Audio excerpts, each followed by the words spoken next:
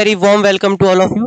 This is Abhay और आज की ये जो हमारी क्लास है वो क्लास 9th के बच्चों के लिए, हमारे जो प्यारे प्यारे से बच्चे हैं 9th क्लास के, एनसीईआरटी ने उन पर एक बम गिरा दिया है। उनके लिए एक नई बुक लॉन्च कर दी है गणित मंजरी नाम से। उसकी जो ऑफिशियल वेबसाइट है एनसीईआरटी की, वहां पर उसकी सॉफ्ट कॉपी भी है और मेरे पास में आपके लिए हार्ड कॉपी है, क्योंकि अभी ऑफिशियली दुकान पे जो है आपको, जो आपके आसपास के स्टोर्स हैं उनमें इतनी इजीली नहीं मिलेगी, तो आप ऐसे ही प्रिंट आउट निकलवा लीजिए और अपनी पढ़ाई को शुरू कर दीजिए, ताकि आपकी पढ़ाई में जरा भी दिक्कत ना आए। हमारा फर्ज है आप तक आपका सिलेबस कंप्लीट करा के देना, आपको एक अच्छी तैयारी देना, ताकि आप अपने पेपर में बहुत बढ़िया रिजल्ट ला सकें। तो हमने यहाँ कोऑर्डिनेट ज्योमेट्री लिखा है, लेकिन आपकी बुक के अंदर जो नाम है वो है orienting yourself the use of coordinates. तो बेसिकली चैप्टर का नाम बदला गया है, चैप्टर को बनाया गया है कुछ इस तरीके से कि वो कुछ रियल लाइफ एग्जाम्पल बेस्ड हो, यानी रियल लाइफ से रिलेटेड क्वेरीज आपको मिले। चैप्टर का कोर वही है, बस थोड़ा सा शक्ल नया है, यही अंतर है। आज की हमारी क्लास होगी आपकी फर्स्ट एक्सरसाइज की, और हम अपना प्रयास ये रखेंगे कि जो एक्सरसाइज हम करेंगे उससे पहले हम उसके बारे में थोड़ा सा जान लेंगे कि हमें उसमें क्या क्या चीजों की नीड पड़ेगी। तो हम बहुत बेसिक से शुरू कर रहे हैं, सारी चीजें बताएंगे। 8th क्लास में आपने कुछ पढ़ा नहीं पढ़ा हमें उससे लेना देना नहीं है। 9th क्लास में आप वो सब कुछ पढ़ोगे जो जो यहाँ जरूरत पड़ेगी। देखो, पेन रखेंगे सफेद, काम करते हैं शुरू। आपने अभी तक नंबर लाइन सीखी होगी, 0 1 2, ये बहुत कॉमन वाली है, छोटू सी जो होती है नंबर लाइन। ये 1D होती है, यानी वन डायमेंशनल। या तो यूं चले चले जाओ या फिर यूं चले चले जाओ, वन डायमेंशनल हो गई। 1D है क्योंकि एक ही लाइन है इसमें। इस पर आप नंबर रिप्रेजेंट कर सकते हो, आप सब कुछ रिप्रेजेंट कर सकते हो जो भी इस नंबर के ऊपर, नंबर लाइन के ऊपर एग्जिस्ट कर सकता होगा। लेकिन व्हाट अबाउट कोई चीज इस नंबर लाइन के ऊपर एग्जिस्ट ही नहीं करती है, it's out of the number line, तो उसको हम कैसे रिप्रेजेंट करें? एक क्वेश्चन मार्क बनता है। जो चीज इसके ऊपर एग्जिस्ट कर रही है, 1 2 3 4 एग्जिस्ट कर रहे हैं, दिखा दिए। रेशनल नंबर एग्जिस्ट कर रहे हैं, दिखा दिए। इर्रेशनल नंबर एग्जिस्ट कर रहे हैं, वो भी दिखा देंगे। लेकिन व्हाट अबाउट जो चीज इस पे एग्जिस्ट ही नहीं करती? मान लो कोई चीज यहां एग्जिस्ट करती है, अब हम इसको कैसे रिप्रेजेंट करें इसकी मदद से? तो ये थोड़ी सी हमारे लिए क्या पड़ती है, कम पड़ जाती है। इसी से बचने के लिए हमने एक 2D चीज बनाई जिसका हमने नाम दिया है 2D कोऑर्डिनेट प्लेन या कार्टेशियन प्लेन। ठीक, अब ये होता क्या है वो समझो। मुद्दे की चीज यही है, एक तो ये हमें बीच बीच में परेशान करते हैं। तुम भाग जाओगे कि चाटा खाना है तुमको? चलो भाई साहब, कुछ मत खुलना। चलो देखो, पहले आपके पास में एक सिर्फ ऐसे लाइन थी, नंबर लाइन थी। हमने इस नंबर लाइन को तो मान लो एक्स एक्सिस बोल दिया, और एक इसको काटने वाली ऐसी लाइन और दे दी जिसको हमने वाई एक्सिस नाम दे दिया। ठीक, हमने, क्योंकि हमें देखो ये भी सब जगह कोई चीज अवेलेबल हो सकती है, तो उस अवेलेबिलिटी को दिखाने के लिए, शो करने के लिए हमने क्या बोला कि एक लाइन तो भाई तुम कमजोर थे, तुम तो कमजोर थे, तुम पे मामला बन नहीं पा रहा था। हमने क्या कहा, हमने कहा कि हम 2 लाइंस का यूज करेंगे, एक हॉरिजॉन्टल है,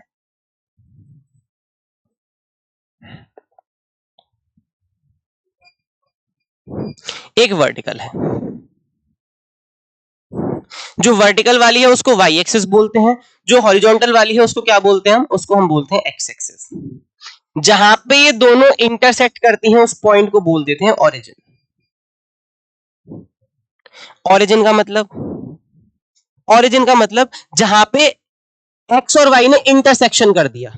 जैसे आपकी नंबर लाइन थी, इस पेज को हटाओ, बीच बीच में आता है ये, बदतमीजी करता है। कहां हो?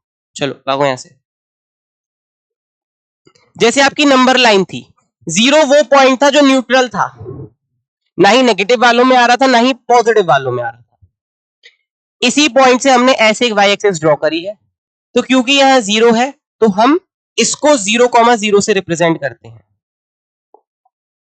यानी ये वो बिंदु है जो दोनों का मीटिंग पॉइंट है, दोनों आके लाइंस जो इंटरसेक्शन होता है वो इसी पॉइंट पे होता है। आप कहोगे सर ये 0,0 कैसे आया?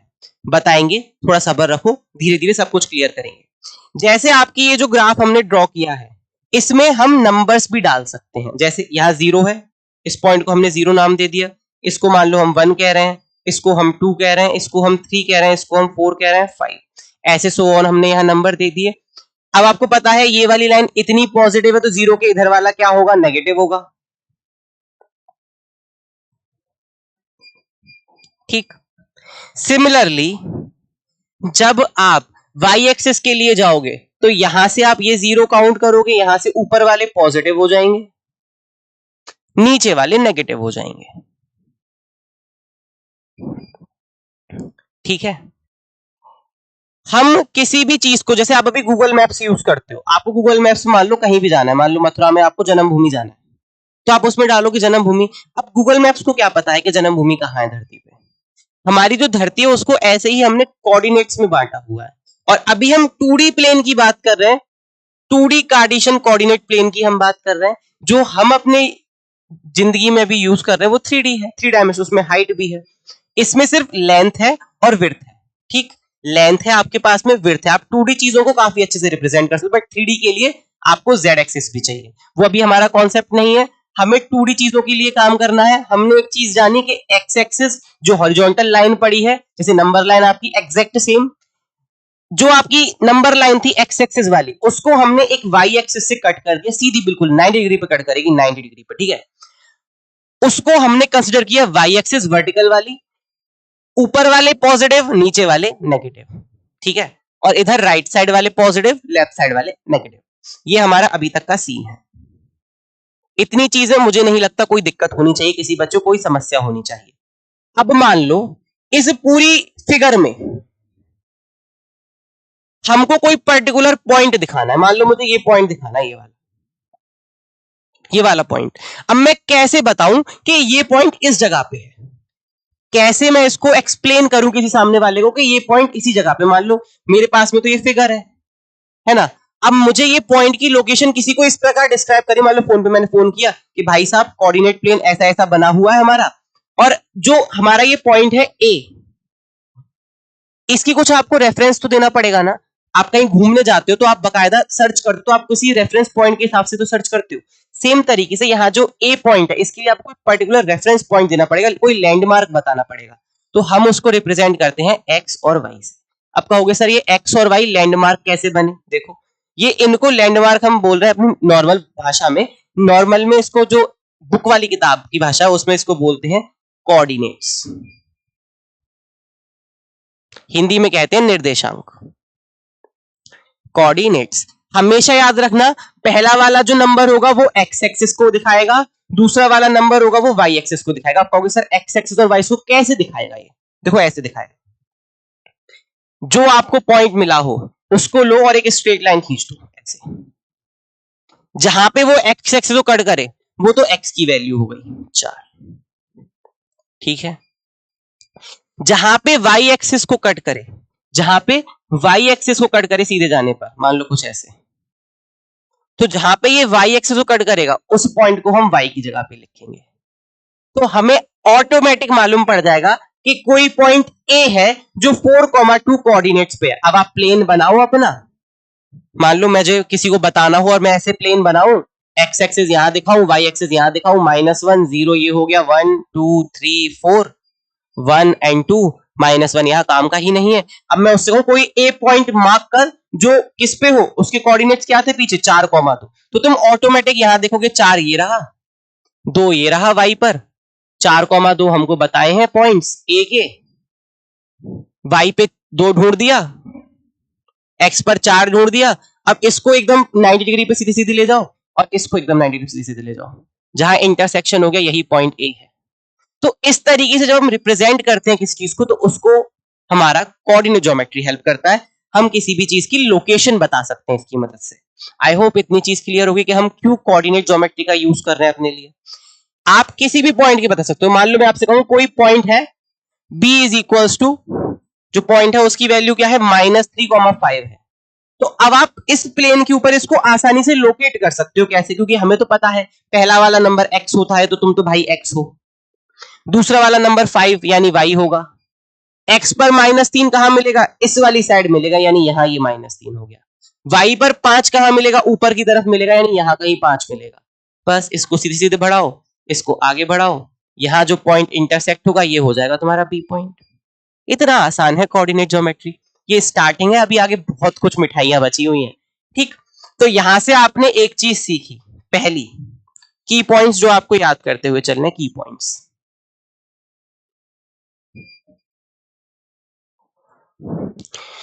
कोऑर्डिनेट्स लोकेशन पॉइंट होते हैं, जैसे x, y के तौर पे लिखते हैं।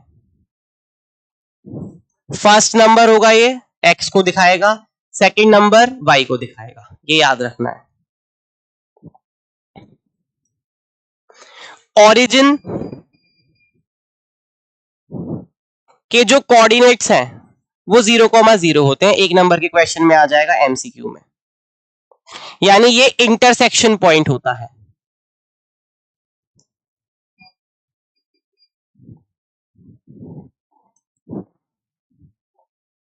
X and Y axis, angle between X and Y axis कितना होता है बेटा? 90 डिग्री होता है, ये भी याद रखना है। ठीक है, ये बेसिक था अभी तक। अब हम थोड़ा सा एडवांस जाएंगे, थोड़ा सा हाई लेवल। हमने एक आपका क्वाड्रेंट बना दिया है। क्वाड्रेंट क्यों यूज कर रहा हूं मैं? कार्टेशियन प्लेन बना रहे हैं हम, y से दिखा रहे हैं, y डैश से दिखा रहे हैं, x से दिखा रहे हैं, x डैश से दिखा रहे हैं। देखो, आपके पिताजी हैं, उनके 4 बेटे हैं या 3 बेटे हैं, जो जितने भी बेटे हैं एक्स वाई जेड, ये कार्टेशियन प्लेन है पूरा। ये पिताजी हैं, इनके 4 बेटे हैं। पहला बेटा फर्स्ट क्वाड्रेंट है, सेकंड बेटा सेकंड क्वाड्रेंट है, देन थर्ड क्वाड्रेंट है, एंड देन फोर्थ क्वाड्रेंट है। आपको ये याद रखना है, आपको रोटेशन चेंज नहीं करना है, आपको ऐसे ही चलना है। यू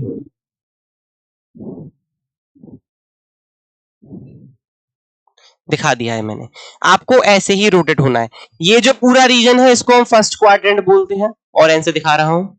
ये जो पूरा रीजन है नीचे वाला, इसको हम बोलते हैं फोर्थ क्वाड्रेंट, इसको हम बोलते हैं थर्ड क्वाड्रेंट, ये वाले भाई साहब को सेकंड क्वाड्रेंट, और ये जो नीचे लास्ट में इधर बच जाते हैं इनको हम बोलते हैं क्या? Third quadrant. ठीक, क्वाड्रेंट का मतलब ही होता है चौथा हिस्सा, यानी एक कार्टेशियन प्लेन को दो जो एक्सिस है आपकी वो 4 इक्वल पार्ट्स में डिवाइड करती हैं, और चारों पार्ट्स के नाम क्या है? First quadrant, second quadrant, third quadrant and fourth quadrant. I hope so इतनी चीज क्लियर होगी, कोई दिक्कत नहीं होगी इतने सारे मसाले में। आपको सारा मसाला एकदम बढ़िया चल रहा होगा, तड़कदार। इन क्वाड्रेंट्स की कुछ प्रॉपर्टी होती है। प्रॉपर्टी क्या?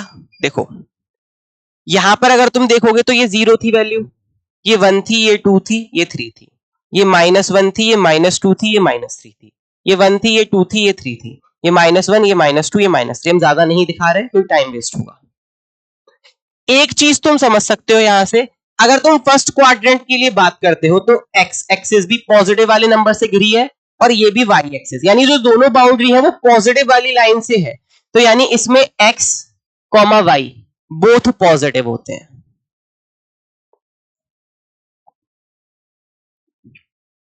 सेकेंड क्वाड्रेंट की बात करें, वाई तो पॉजिटिव वाली है लेकिन एक्स बाउंड्री नेगेटिव वाली है, इसका मतलब क्या है? वाई तो पॉजिटिव होगा, एक्स की वैल्यू नेगेटिव होगी। इसमें अगर तुम देखो तो दोनों ही बाउंड्री नेगेटिव वाली, यानी X and Y both negative.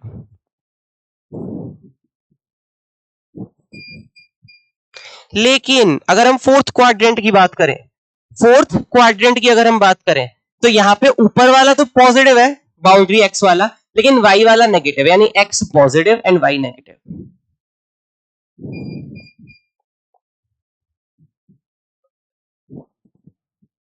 ये चीजें दिमाग में रखनी है।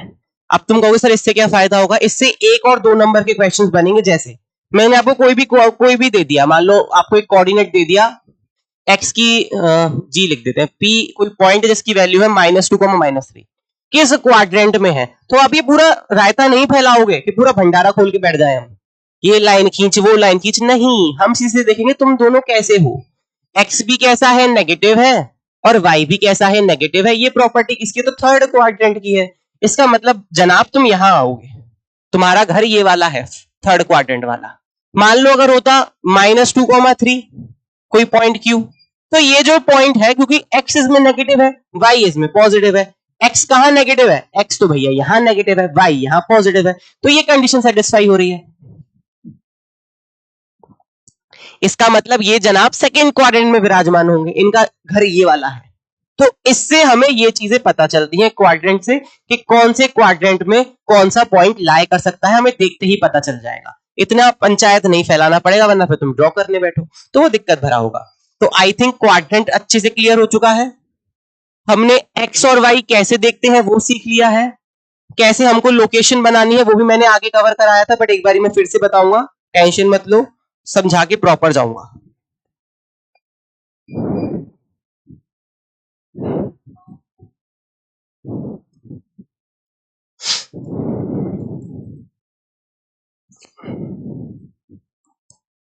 ये हो गया -1, -2, -3, 1 2 3। देखो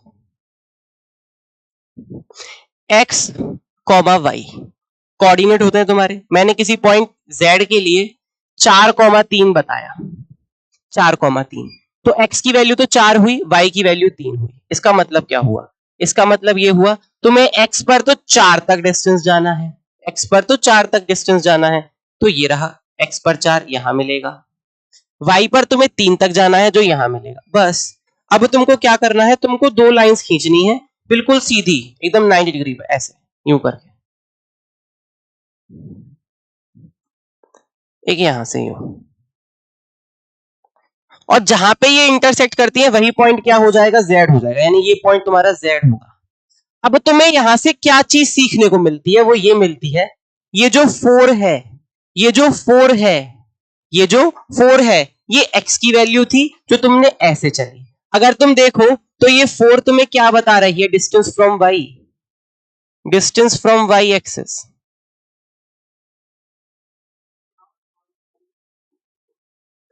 और जो ये 3 है, जो y की वैल्यू है, वो तुम्हें क्या बता रही है, distance from x axis, distance from x axis.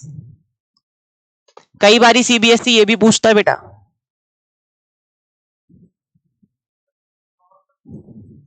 यानी हमें एक चीज अपने दिमाग में साफ रखनी है कि जो आपके कोऑर्डिनेट्स होते हैं वो कुछ नहीं होते, वो डिस्टेंस होती है कि आप एक्स एक्सिस से कितने दूर हो और वाई एक्सिस से कितने दूर हो।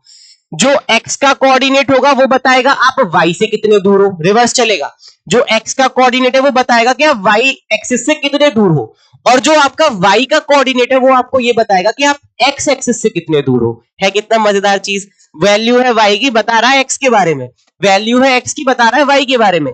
x बताएगा y से कितनी दूरी पर हो आप, y बताएगा आप x से कितनी दूरी पर हो, और जब वो दोनों को आप एक साथ लेके आओगे तो आपको आपका पर्टिकुलर पोजीशन मिल जाएगी कि आप कहां एग्जिस्ट करते हो। आई होप सो इतनी चीज क्लियर है।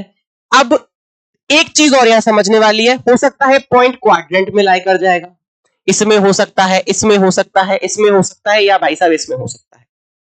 एक और कंडीशन है, या तो हो सकता है कि वो कोऑर्डिनेट आपका यही हो, आप एक्सिस के ऊपर भी तो लाई कर सकते हो ना, तो आपके पास 4 क्वाड्रेंट की पोजीशन होती है और आपके पास में एक्सिस की भी होती है। जब आप एक्स एक्सिस के ऊपर लाई करोगे, उस कंडीशन में जिस भी एक्सिस के ऊपर आप लाई करने वाले हो उसकी तो आपके पास वैल्यू होगी, बट दूसरा जो कोऑर्डिनेट है उसकी वैल्यू नहीं होगी। ऐसे ही अगर आप वाई एक्सिस के ऊपर एग्जिस्ट करते होंगे तो आपका कोऑर्डिनेट कुछ ऐसा दिखेगा, ये चीज याद रखनी है। वाई एक्सिस पर एक्स की वैल्यू नहीं होती, वाई एक्सिस पर एक्स की वैल्यू नहीं होती, क्योंकि आपकी वाई से डिस्टेंस तो कुछ है ही नहीं, आप तो वाई के ऊपर ही खड़े हो ना, तो इसीलिए एक्स एक्सिस पर y की वैल्यू 0 होती है और y एक्सिस पर आपकी x की वैल्यू 0 होती है। ये आपके की पॉइंट्स हैं, याद रखना है, और इस तरीके से हमको मेजरमेंट करना है। इतनी चीज अगर यहां है तो फर्स्ट एक्सरसाइज तो यू है। चलो फर्स्ट एक्सरसाइज पे चलते हैं। कहां हो देवी, सामने आइए। फर्स्ट एक्सरसाइज ये रही, ये रही आपकी एक्सरसाइज सेट 1.1। एक ही क्वेश्चन है, मस्त क्वेश्चन है, जबरदस्त क्वेश्चन है, करोगे तो ऐसी कुछ इमेज सी दिखेगी फाइल के अंदर। है क्या, देखो रियान पढ़ते हैं वैसे तो इसको, ठीक है, थोड़ा अजीब सा नाम है रियान। शोज 1.3 जो ये इमेज है, अभी बड़ी कर दूंगा, थोड़ा सब्र रखो। शोज रियान्स room with point OABC marking its corners. O ये रहा, ए ये रहा, बी ये रहा और सी ये रहा, 4 कॉर्नर्स हैं वो आपको बताती हैं। आगे बोलता है corners, the X and the Y axis are marked in the figure. Figure में एक्स एक्सिस और वाई एक्सिस मार्क करिए, बड़ी करके दिखा देंगे। Point O is the origin, और जो ओ पॉइंट है ना वो ओरिजिन की तरह बिहेव करता है। ये है क्वेश्चन, स्टार्टिंग है ये क्वेश्चन की। इसके बाद में आपको मिलता है, यहां से इसको उठाओ, ऊपर ले चलते हैं।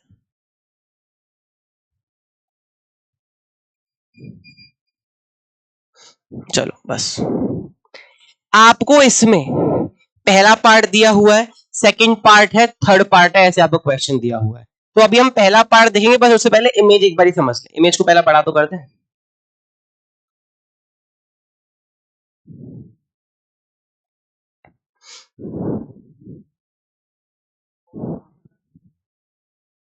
चलो ठीक, इमेज बड़ी कर दी तुम्हारी। इमेज में तुमको बोला गया है कि ये बेडरूम है, ये पॉइंट सी है, ये पॉइंट बी है। कोऑर्डिनेट्स बकायदे देखो डाले हुए हैं, 0,10, 12,10। ये राइट वॉल है, ये आपकी वाई एक्सिस है, ये वाली जो वाई एक्सिस बताई है ये आपकी एक्स एक्सिस बताई है। यहां पर एक गेट बताया है जो D1 और R1, इनके कोऑर्डिनेट्स भी दिए हैं 11.5, 0। D1 का आपको खुद से कैलकुलेट करना है, ऐसा समथिंग कुछ क्वेश्चन बन सकता है मे बी।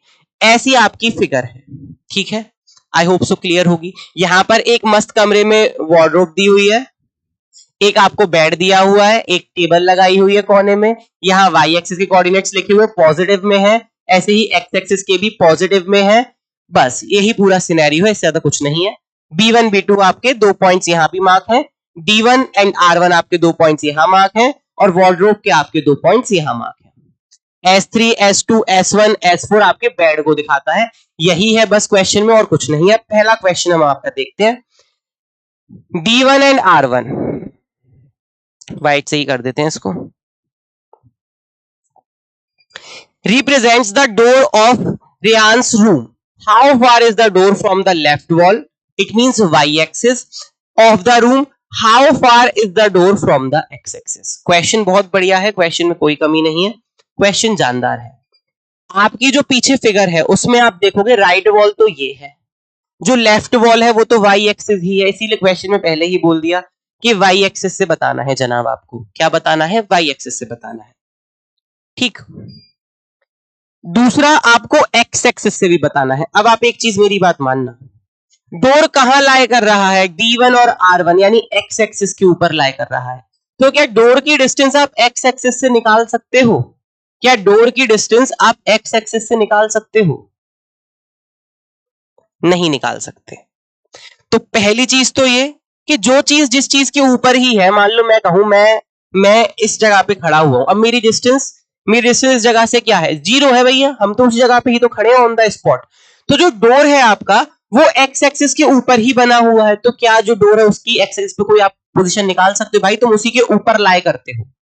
हम तुम्हारी डिस्टेंस वाई एक्सिस से बता सकते हैं, बट तुम चाहो कि तुम्हारी हम कोई एक्चुअल डिस्टेंस बताएं कि तुम कितनी दूर हो एक्स एक्सिस से, तो तुम दूर हो ही नहीं, तुम तो बिल्कुल उसके पास में हो, बिल्कुल उसके ऊपर हो।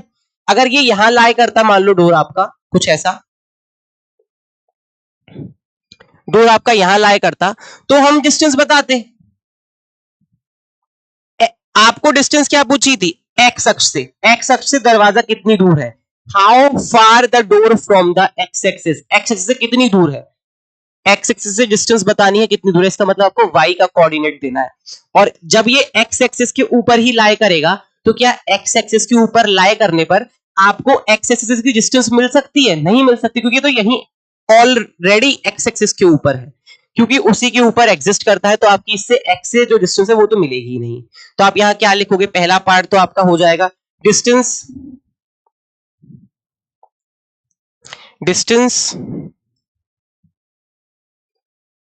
फ्रॉम एक्स एक्सिस 0 हो जाएगी। पहली चीज क्या हो जाएगी? 0।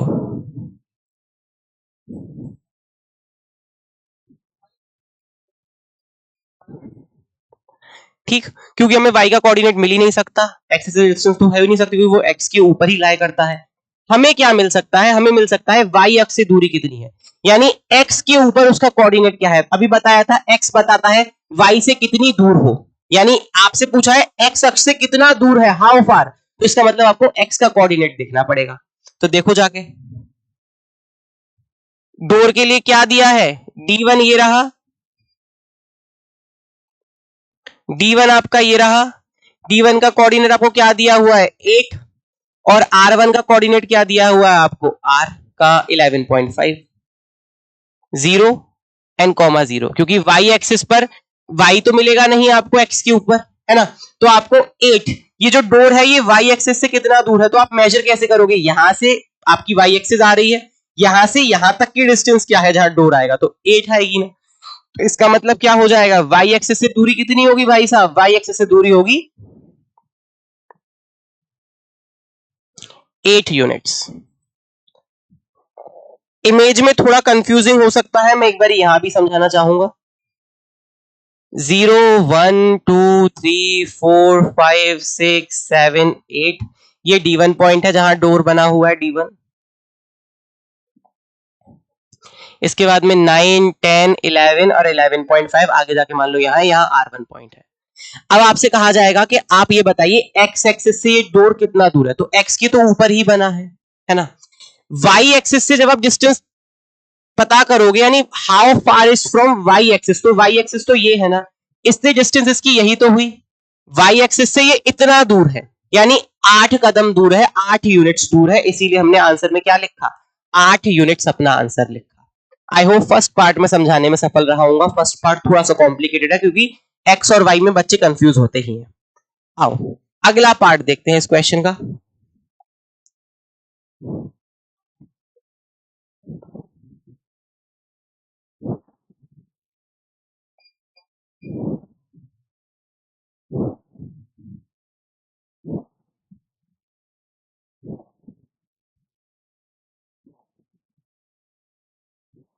नेक्स्ट पार्ट कहता है what are the coordinates of D1, यानी जो D1 पॉइंट है उसके कोऑर्डिनेट्स क्या है। तो तुमको पता है x, y की वैल्यू बतानी है, ठीक, चेक करो कहां है D1 पॉइंट, कहां है D1 पॉइंट, तो ये रहा D1 पॉइंट, तो ये रहा। अब तुम ये बताओ x एक्सिस के ऊपर क्या जीरो होता है, x एक्सिस के ऊपर y जीरो होता है, तो आप क्या करोगे, x की वैल्यू तो आपको 8 मिल रही है, लेकिन y की वैल्यू क्या होगी, x एक्सिस के ऊपर होने के कारण जीरो हो जाएगी, तो क्या कोऑर्डिनेट बनेगा 8, 0। तो यहां क्या लिखोगे कोऑर्डिनेट्स में, D1 के कोऑर्डिनेट्स क्या हो जाएंगे, D1 के कोऑर्डिनेट्स हो जाएंगे 8, 0 एग्जिस्ट x एक्सिस, सो y 0 होगा आपका। जब कोई चीज जिस एक्सिस पे होती है उस एक्सिस की तो वैल्यू होती है, लेकिन जो y है उसकी वैल्यू आपको नहीं मिलेगी एक्सिस के ऊपर, और क्योंकि ये एक्सिस x एक्सिस के ऊपर लाई करता है D1 पॉइंट, तो 8, 0 इसके क्या हो जाएंगे, इसके कोऑर्डिनेट्स हो जाएंगे। अगला आप देखो नेक्स्ट पार्ट, इसका थर्ड पार्ट। ये तो पता नहीं इतने वैकेंट पेज क्यों लगा दिए गए हैं फाइल के अंदर।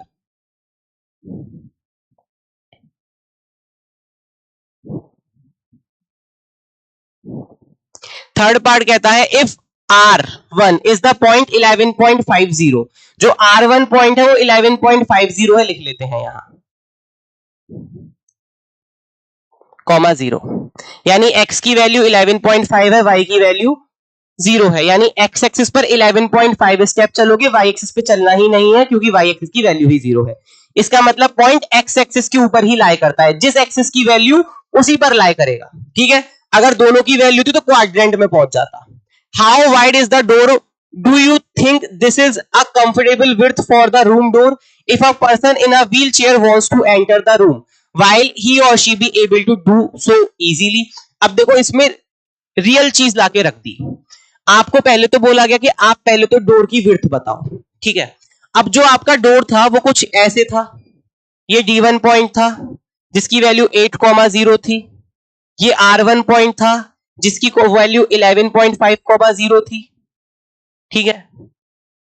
आपसे पूछा गया ये डिस्टेंस बताओ। देखो आप खुद सोचना अपने दिमाग से, x की वैल्यू यहां 8 है, यानी यहां से यहां तक की डिस्टेंस 8 हुई, इसकी 11.5 है, यानी यहां से यहां तक की डिस्टेंस 11.5 हुई। 11.5। अगर मुझे ये डिस्टेंस निकालनी हो x, width of the door, तो मुझे क्या करना पड़ेगा, बड़ी वाली जो वैल्यू उसमें से छोटी वाली वैल्यू घटा दो। तो आपसे पूछा गया था how wide, so x value क्या हो जाएगी, जो 11.5 है उसमें से आप 8 को माइनस कर दो, ठीक है, कितना आएगा, 3.5 आएगा, 3.5 यूनिट्स।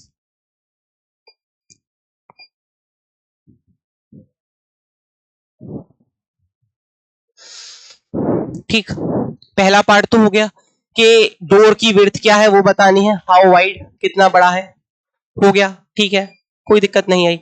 अगला है if a person of on a wheel chair, क्या व्हील चेयर वाला आदमी क्या डोर से निकल पाएगा। अब यहाँ टेंशन वाली बात है, हमें क्या पता व्हील चेयर कितनी बड़ी होती है, व्हील चेयर का साइज क्या है नहीं पता है, लेकिन हम उसको कर सकते हैं।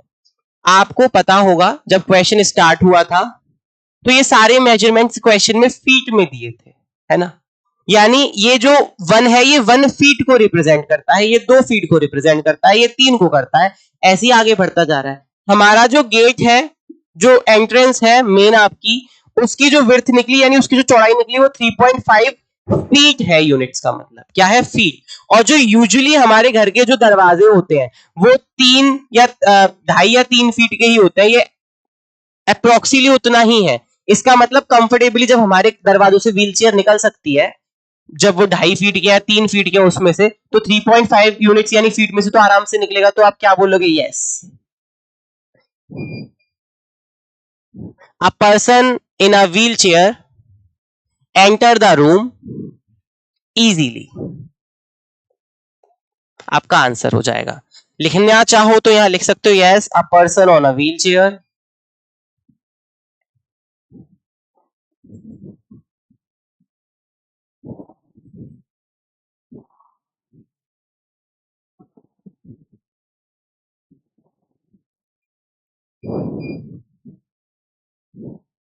क्योंकि उसकी जो एक्चुअल निकल के 3.5, दैट्स हमारे जो खुद के घर के दरवाजे हैं उतना ही बड़ा है, तो जब हमारे दरवाजे में से व्हील चेयर आ सकती है तो इसमें से क्यों नहीं आएगी, इसमें से भी आएगी। फोर्थ पार्ट देखते हैं, आपका लास्ट पार्ट है and that's the last question of the whole video. Last है but not the least, important उतना ही है जितने बाकी के 4 थे।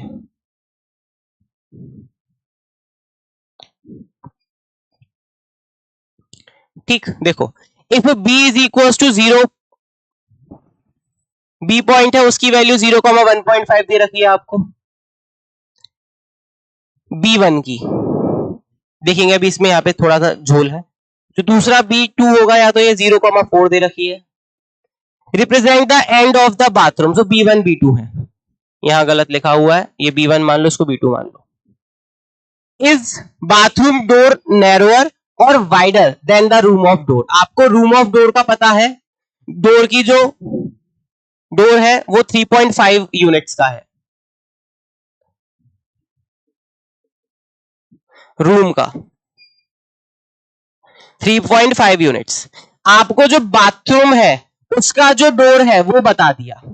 अब आप एक चीज यहां पे देख के बता सकते हो कि जो आपके बाथरूम का डोर है वो कौन सी एक्सिस पे पड़ा हुआ है, वो पड़ा हुआ है आपका वाई एक्सिस पे, क्योंकि आपकी वाई एक्सिस की वैल्यू है वो आपके पास में। अब आप अपनी पिक्चर देखो, उसमें आपको दिख जाएगा B1 ये रहा, B2 ये रहा, दिख गया। B2 ऊपर है, 4 वैल्यू है, B1 की 1.5 है। अब आपको ये चौड़ाई बतानी है, तो जब आपको पता है कि यहां से यहां तक की चौड़ाई जो है वो 4 है, यहां से यहां तक की चौड़ाई 1.5 है, आपको अगर ये निकालनी है तो आप आसानी से नहीं निकाल सकते हो y की वैल्यू क्या होगी, यहां पर चौड़ाई कितनी होगी, विड्थ कितनी होगी। तो अगर हम बात करें आपके दरवाजे के लिए तो बहुत आसानी से कर सकते हो, कितनी हो जाएगी, मान लो y हो वैल्यू, या हम मान लो x, क्या था ये, बाथरूम था ना, डोर के लिए अगर हम बात करें तो हम क्या करेंगे, हम जो 4 है उसमें से 1.5 को माइनस कर देंगे, कितना आएगा आपका, देखो 4 में से 1 गया तो 2 बचा और 0.5 गया तो 2.5 यूनिट्स। तो ये नैरोअर है या वाइडर है? तो ये तो नैरोअर हुआ ना, तो बस यहां लिख दो।